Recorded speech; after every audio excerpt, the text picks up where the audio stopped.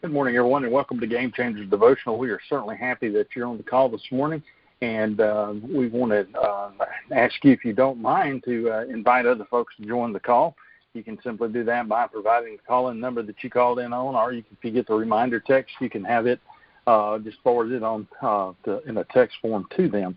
We did change the format just a little bit last week, and we're going to continue doing that. After we get through with the devotional, we will basically close everything out, and then if you want to stay on the call, you can. If you have a prayer request or you want to discuss something that was discussed during the devotional, then we can have that discussion then. But we don't want anybody to feel like that they're forced to have that discussion or make anybody feel awkward about that. So you'll see that new format this morning. And this morning, Ken Horstman will be leading our devotional, so I'll turn it over to Ken now. Good morning, all. Thank you, Michael, for the opportunity. I want to ask each of you if you're willing to climb up and trust. That's the title of this devotional. And Matthew 19:13 through 15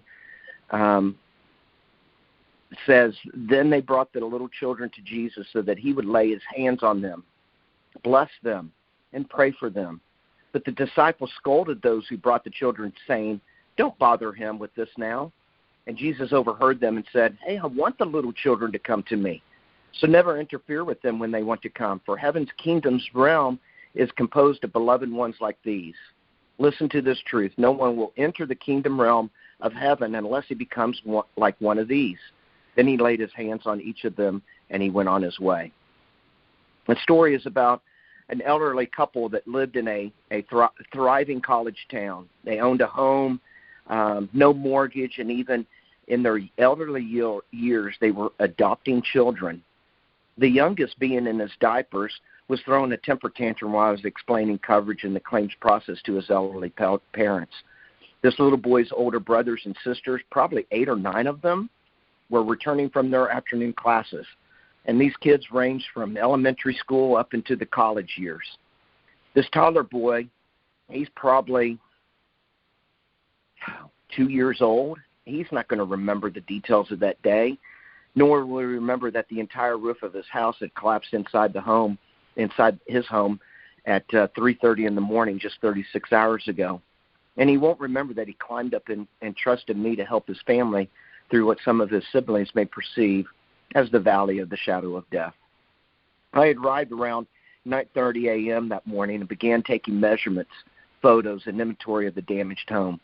I walked that 2,200 square foot home that consisted of 8 bedrooms and 3 bathrooms for 5 hours before sitting with my customer. It was a typical claim for me. Get in, get the pics, get the scope, get the inventory, get the signatures, and get out. But today was a different day. It's a day that I will always remember because Jesus showed up in a powerful way that day.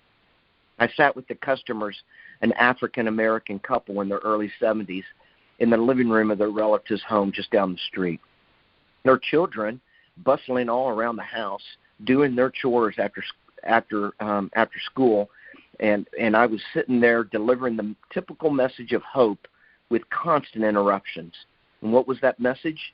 It was about the claims process, the coverage, my action plan, again, as well gathering necessary documentation to support my claim file. But what stood out on this beautiful October morning was the display of trust with the positive attitude this family had. Mom and Dad would frequently say, "Oh, all will be okay. He has us in his hands." And being the spiritual man that I am, I picked up on these comments. Putting 2 and 2 together, I began to see the faith that this family is projecting. Their confidence and hope was in no other than Jesus Christ, the God who walks with them in every event of their life. And since they had adopted 8 or 9 children, I'm confident that they went through many trials and tribulations.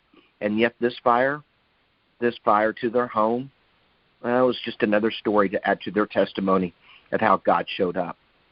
After 90 minutes of going through the motion of being a claims professional, I looked for the opportunity to say to the customer, "Hey, I'm praying for you." But this wasn't unusual for me. I often pray for my customers even before they encounter the smoke alarm buzzing at 3:30 a.m. But this time was different. This time the words that came out said, "Can I pray for you now?" I knew the customers would say yes. The Holy Spirit had already convinced me of that.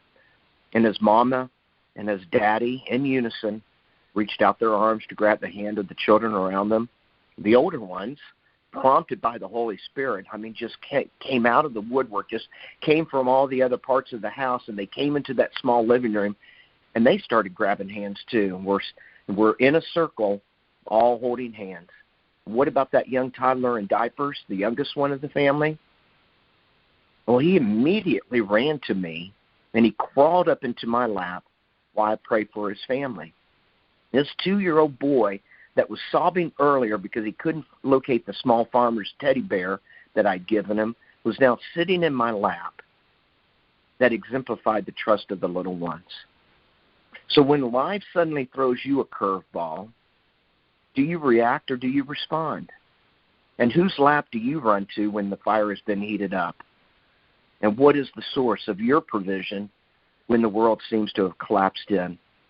For this family, they were running to Jesus. For this little boy, he knew that it was right to jump into his daddy's lap, who was praying for that family.